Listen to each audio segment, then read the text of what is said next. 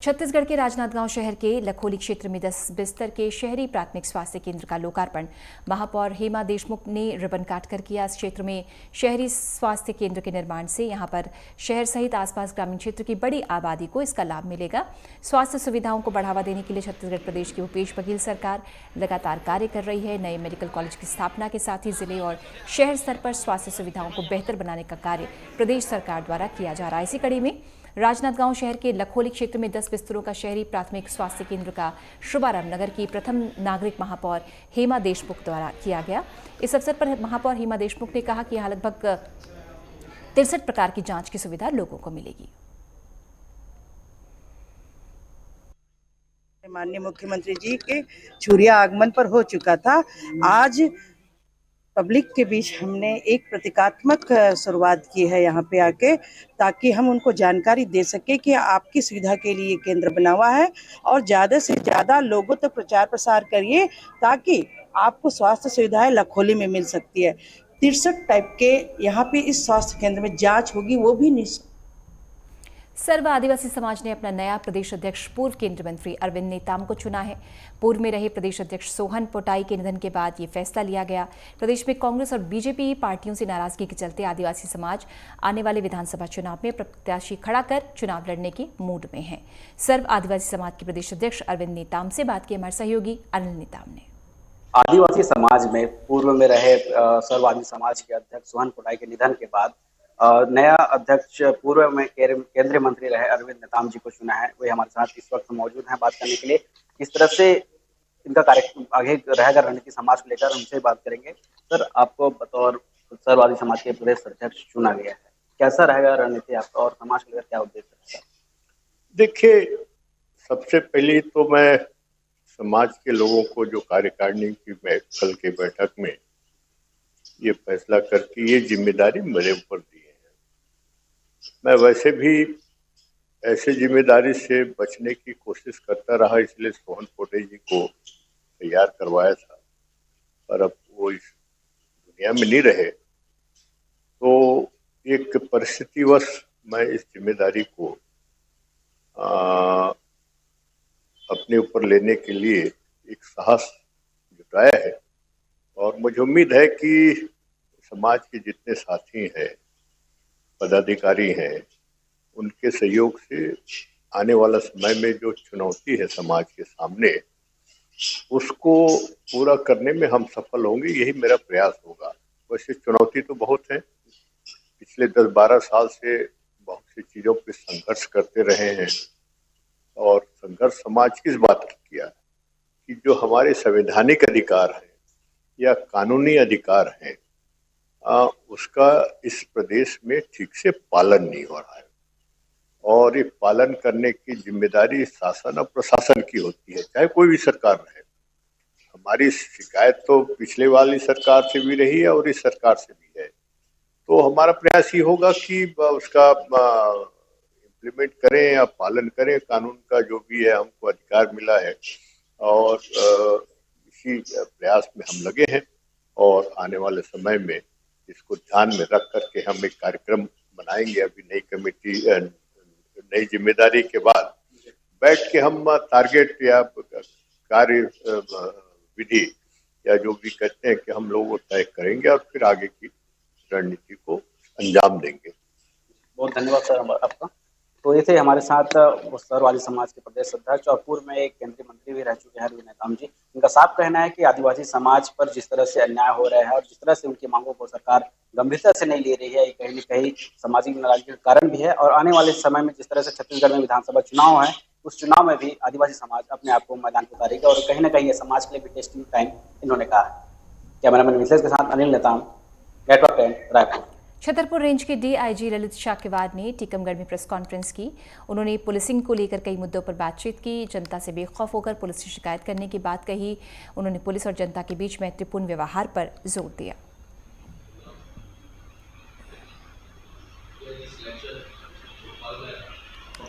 नए आए हैं और आप लोगों से अभी जो आधा घंटा मेरी चर्चा हुई है, काफ़ी चीज़ें मुझे मेरे संज्ञान में आई हैं। और पुलिस का जो काम है, जैसे कि आप लोगों ने पूछा, कि बिल्कुल जो जनता की कैसे हम लोग ज़्यादा भलाई कर सकते हैं, पुलिस थाने का क्या व्यवहार होना चाहिए, जो भी कंप्लेनेंट पुलिस थाने में आते हैं उनको प्यार से सुने, उनकी बात पूरी ढंग से सुने, ना कि उनके ऊपर झल्लाए, और जो भी उनकी शिकायत है, जो भी FIR है, उसको प्रॉपर ढंग से उसको लेखबद्ध करें और उसको अच्छी विवेचना के द्वारा माननीय न्यायालय के माध्यम से उसको सजा तक उसको तब्दील करें। मध्य प्रदेश सरकार की महत्वाकांक्षी योजना नल जल योजना आज लोगों के लिए कारगर साबित हो रही है। तो सीधी जिले में जगह जगह फूटी पाइपलाइन की वजह से रोजाना हजारों लीटर पानी सड़कों पर बह रहा है। बीजेपी के वरिष्ठ विधायक केदारनाथ शुक्ल ने शहरी क्षेत्र की टूटी पाइपलाइन को दुर्भाग्यपूर्ण बताया। संबंधित अधिकारियों से बात कर कार्रवाई की बात कही। सीधी जिले में नल जल योजना अभी ठीक तरीके से पूर्ण नहीं हो पाई है। शहर में जहां जहां पाइपलाइन बिछी हुई है, लेकिन ठेकेदार मनमानी और पाइप की क्वालिटी गुणवत्ता विहीन होने से जगह जगह पानी हजारों लीटर रोजाना बर्बाद हो रहा है। नगर पालिका द्वारा लोगों की शिकायत पर पहल नहीं की जा रही। आप लोगों को इस बात के लिए विशेष धन्यवाद कि आपने एक राष्ट्रीय महत्व का प्रश्न उठाया है।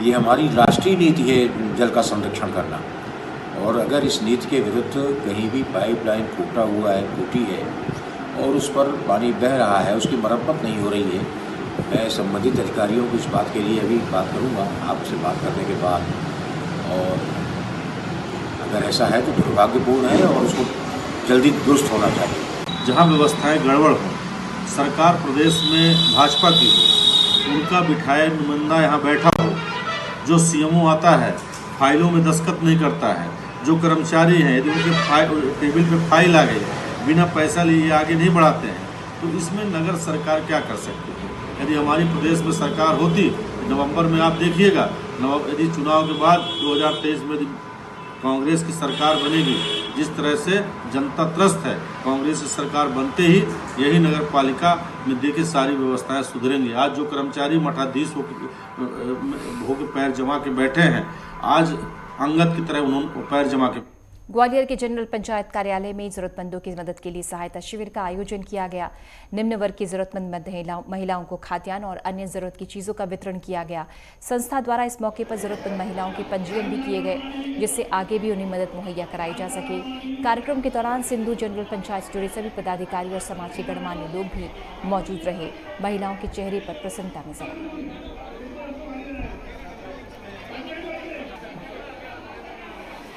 सिंधु जनरल पंचायत द्वारा गठित सामाजिक सुरक्षा सहायता कमेटी द्वारा ये पिछले 40 वर्षों से सहायता प्रदान की जाती है। समाज के गरीब वर्ग की महिलाएं, लगभग 300 महिलाओं को हम प्रति माह के दूसरे रविवार को यह सामान बांटते हैं, जिसमें गेहूं, चावल, दाल, पोहे, शक्कर, चाय पत्ती और हर 3 महीने में एक बार कपड़े, वस्त्र वितरण किया जाता है। और इसमें काफ़ी हमारे पंचायत के सदस्यों द्वारा सहयोग किया जाता है और अनवरत ये कार्य चल रहा है।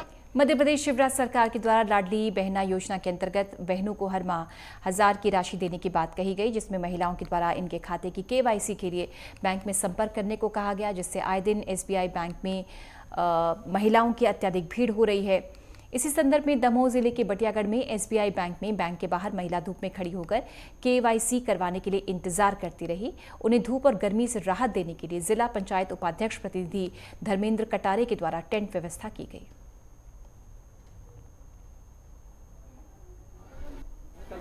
ये मुख्यमंत्री द्वारा लाडली बहना योजना जो चलाई जा रही है, इसमें स्टेट बैंक बटियागढ़ के बाहर ये जो लाइन लगाई जा रही है KYC के लिए, तो ये चूँकि आज गर्मी बहुत तेज़ हो रही है, तो मेरे द्वारा यहाँ पर ये ग्रीन नेट लगवाई गई और एक पंखे की व्यवस्था कराई गई, जिससे महिलाओं के लिए ये परेशानी ना हो। और भी मैं लोगों से ये आह्वान करना चाहता हूँ कि आप भी इनके लिए कुछ और सहयोग करना चाहें, जैसे ठंडे पानी की बॉटल यहाँ पर रखवाना चाहें या एक प्याऊ खुलवाना चाहें, तो वो उसमें इन लोगों के लिए ठंडे पानी की व्यवस्था और भी हो सकती है। मैंने पिछले बार भी यहाँ पर उमस का समय था, उस समय कोरोना के टाइम पर, तब मैंने भी एक पंखा की वहाँ पर व्यवस्था करवाई थी, और आगे भी कभी ऐसे वक्त आता है तो उसके लिए भी मैं तत्पर हूँ इन सब चीज़ों के लिए। किस लिए? फॉर्म जमा करने के लिए, लाडली बहना योजना को। अच्छा, इससे पहले अभी धूप में खड़ी थी आप, तो कैसा परेशानी हो रही थी? कुछ बहुत धूप लग रही थी, बहुत परेशानी, बहुत घाम लग रहा है। अब कैसा लग रहा है? बहुत अच्छा लग रहा है। पंखा है यहाँ पर, फिलहाल एक अंतराल, जल्द हाजिर होते हैं।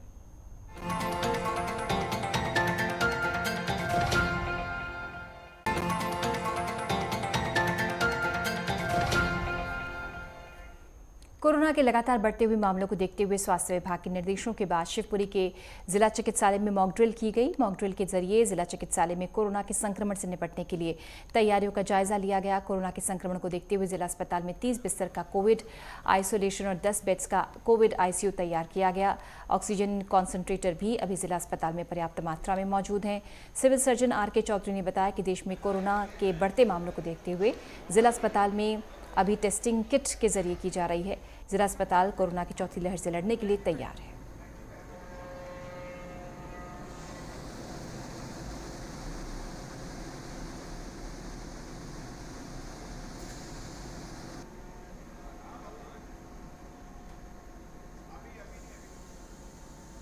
हमारे ऑक्सीजन प्लांट सभी काम कर रहे हैं अच्छे से, वार्ड हमारे तैयार हैं और जहाँ जहाँ ऑक्सीजन की ज़रूरत है वहाँ सप्लाई है पूरी तरह से। भविष्य में आने वाली कोई भी समस्या के लिए हम तैयार हैं, जब भी ऐसी ज़रूरत पड़ेगी तो। अपने कितने बेड तैयार होंगे इस समय?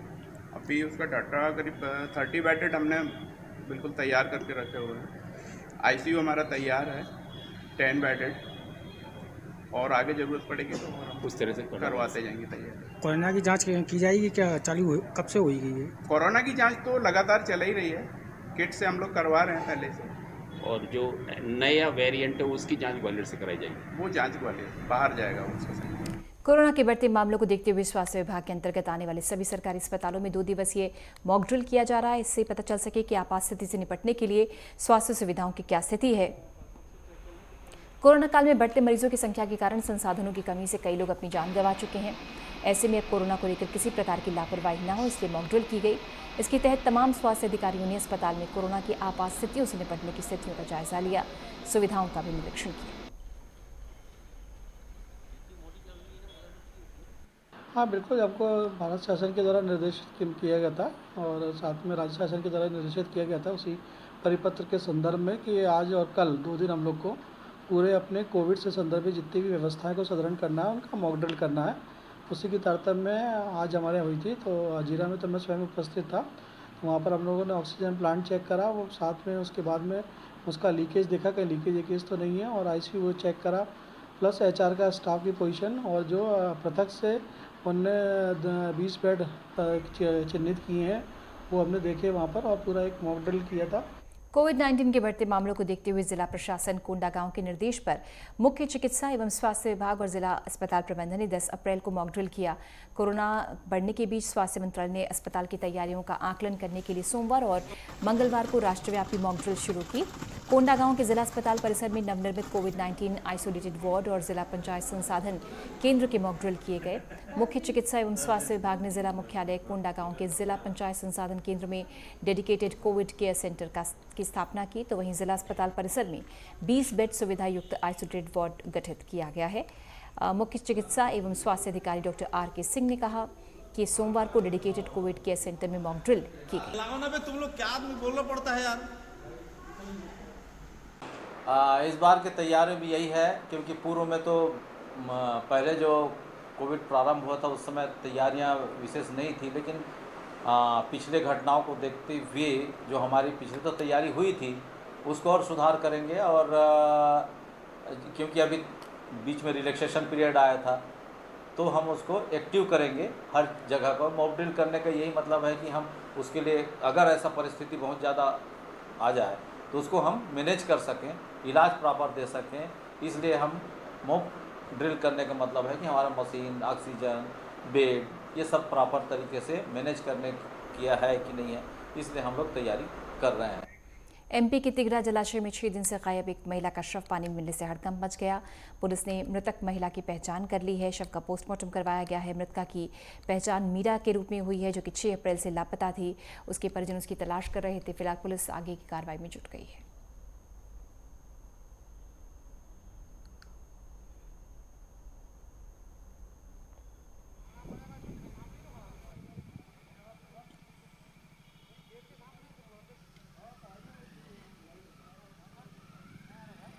ये कल कल की घटना है, तिगरा डैम में एक महिला की लाश मिली थी, तो जो लगभग 3 से 4 दिन पुरानी थी। तो उसमें थाना टिगरा की टीम ने उसको पीएम के लिए रवाना किया शासकीय अस्पताल। कल अज्ञात थी, आज उसमें ज्ञात हुआ है कि मृतिका का नाम मीरा कुशवाहा है और वो काला सैयद थाना कोतवाली की रहने वाली है। प्राइमरीली उसमें जो जांच में ये पता चला है, परिजनों से बातचीत की है, उसमें ये पता चला है कि उनको कोई मेडिकल बीमारियां थी जिसके कारण वो परेशान रहती थी, ऐसा परिजनों ने अपने कथनों में बताया है। अब मर्ग जांच में जो भी आगे कार्रवाई होगी हम करेंगे। दतिया के लॉन्च थाना क्षेत्र में पिछले दिनों एक दलित परिवार पर दबंगों ने हमला कर दिया। लोगों में दहशत है। खेत की फसल कटवाने के लिए दबाव बनाने के चलते ये हमला हुआ। दलित लक्ष्मी नारायण केवट, क्रांति मनीषा एवं करू केवट अपने खेत में फसल काट रहे थे, तभी उन्होंने विरोध किया। दबंगों ने दलित परिवार की पिटाई कर दी। गंभीरता को देखते हुए पुलिस अधीक्षक प्रदीप शर्मा ने भांजी आदिवासी समन्वय समिति के सदस्यों को आश्वस्त किया कि पुलिस मामले में एक्शन लेगी। तुम्हें अपना काम करना है, तुम्हें सही काम करना है, ठीक है? तुम्हें फसल कटवानी है, ये जाएंगे अभी तुम्हारा।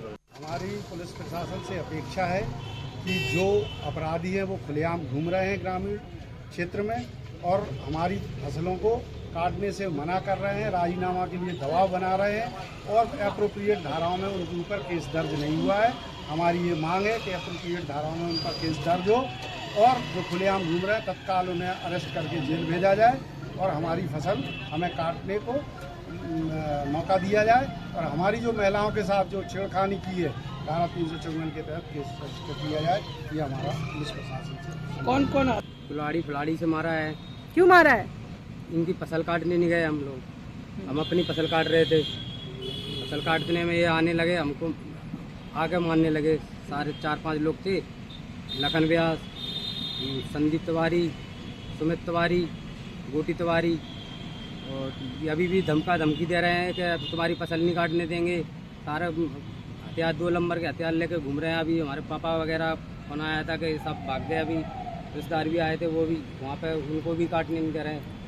सब घटना हुई, हम खेत काट रहे थे, खेत पे जिन लोग आए उन्होंने हमारी सिर्फ किया कि किसी काटने चलो, हमने कि हम नहीं जा रहे हैं। जिन लोगों ने आन के हमें लाठी फाटी मारी, कुल्हाड़ी मारी, बका मारे, ये लोग आ गए, सिन कचौरा कचारी करी, हमारी ब्लाउज सब फाड़ फूट दिए। एमपी के शिवपुरी जिले में लगातार वाहनों की सकिंग चेकिंग की जा रही है। इस कड़ी में शिवपुरी जिले की खनिया थाना पुलिस ने वाहन चेकिंग के दौरान एक बाइक चोर को गिरफ्तार किया। पूछताछ पर आरोपी ने अपने एक अन्य साथी के साथ मोटरसाइकिल चोरी करना स्वीकार किया। पुलिस ने आरोपी के घर से चोरी की 5 मोटरसाइकिलों को बरामद किया है।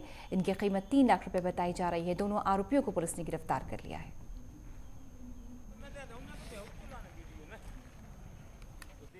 कल रात्रि को मुखबिर द्वारा सूचना प्राप्त हुई कि नीलम सिंह परिहार और विक्रम सिंह परिहार अवैध रूप से चोरी की मोटरसाइकिल रखे हुए।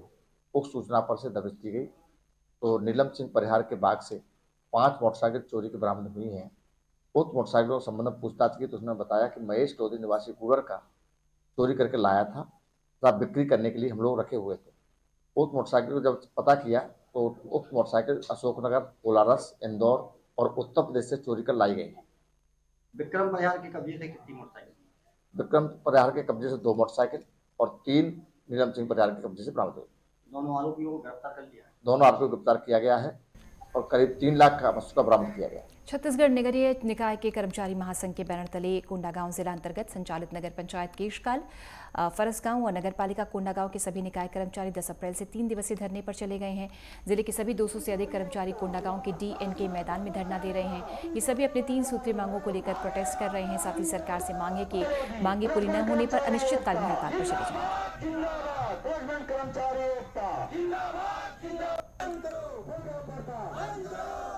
हम लोगों का 3 मांग है, उसमें से सर्वप्रथम ये है कि ठेका प्रथा बंद करें और दूसरा है कि प्लेसमेंट कर्मचारी को किसी को काम से पृथक ना किया जाए और तीसरा ये है कि जिनका नियमितीकरण के दायरे में आते हैं उनको नियमितीकरण करके 62 साल की सेवा अवधि प्रदान करें। प्लेसमेंट कर्मचारियों के हड़ताल पे चले जाने से किस तरह के कार्य प्रभावित हुए? कौन कौन से प्रमुख कार्य आज प्रभावित हैं? प्लेसमेंट कर्मचारी नगरीय निकाय में देखा जाए तो जितना भी कार्य है, जन्म से लेकर मृत्यु तक, सफाई, जल, बिजली, पूरा प्लेसमेंट कर्मचारियों के द्वारा ही किया जा रहा है। छत्तीसगढ़ के दीपका अंतर्गत झाबर बस्ती में कुछ लोगों ने वन विभाग के जंगल की जमीन पर कब्जा कर लिया। पूरे जंगल की जमीन पर कब्जा करके मकान बनाने वाले थे, अवैध रूप से कब्जा किया। झाबर बस्ती में रहने वाले स्थानीय लोगों ने इसकी सूचना वन विभाग को दी। कटघोरा वन मंडलाधिकारी के निर्देश पर मंडल की टीम ने सैकड़ों की संख्या में पहुंचकर अवैध कब्जे को ध्वस्त किया। इस पर काफी चिल्लम चिल्ली देखने को मिली, फिर भी वन विभाग की टीम के द्वारा अवैध कब्जे को हटा दिया गया।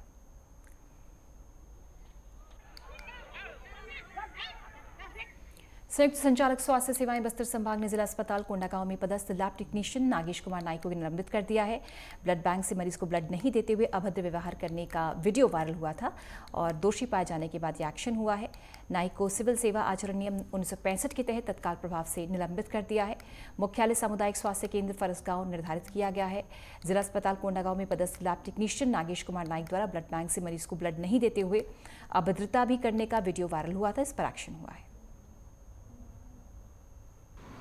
वायरल वीडियो हुआ था, प्रथम दृश्य को देखते हुए उसको जेडी जगदलपुर द्वारा सस्पेंड कर दिया गया है। वर्तमान में वो सस्पेंडेड है। सर, ऐसी स्थिति निर्मित क्यों होती है? बार बार स्टाफ के द्वारा अव्यवहार करने का मामला कई बार जिला अस्पताल का सामने आ चुका है। अब इसमें एक इंडिविजुअल के ऊपर भी रहता है। भाई देखो, यहाँ पर इतने सारे कर्मचारी रहते हैं, हर कर्मचारी का एक अपना नेचर होता है। कई कर्मचारी बहुत शांति से करते हैं, कितनी परेशानी को आराम से झेलते हुए भी अपशब्द नहीं निकालते हैं। उस दिन महावीर जयंती था, तो उस बीच यहाँ पे दो लगभग कर्मचारी, एक ब्लड बैंक है और एक हमर लैब है, तो दोनों जगह एक एक कर्मचारी थे। तो लैब इंचार्ज होने के नाते मुझे मैनेज करना था उस बीच में कि कार्य को मैं अच्छा संपादित करवाऊँ इस जगह पे। तो हमारे सहकर्मी एक महिला कर्मचारी लैब टेक्नीशियन जो ब्लड बैंक जिनकी ड्यूटी थी, तो वो अकेले काम कर रहे थे और मैं ब्लड बैंक में काम कर रहा था। उसी दौरान मतलब कुछ लोग इतने भीड़ बनाए थे, तो काम अकेले से उनका नहीं हो रहा था। तो उनके द्वारा समझा दिया गया उनको कि मैं एक बारी बारी से करूँगी। तो उन लोगों ने उनकी बात को न मानते, तो मुझे उन्होंने बताया कि बहुत भीड़ है, थोड़ा हेल्प की ज़रूरत है, वो मान नहीं रहे हैं। फिलहाल एक अंतराल जल्द हासिल होते हैं।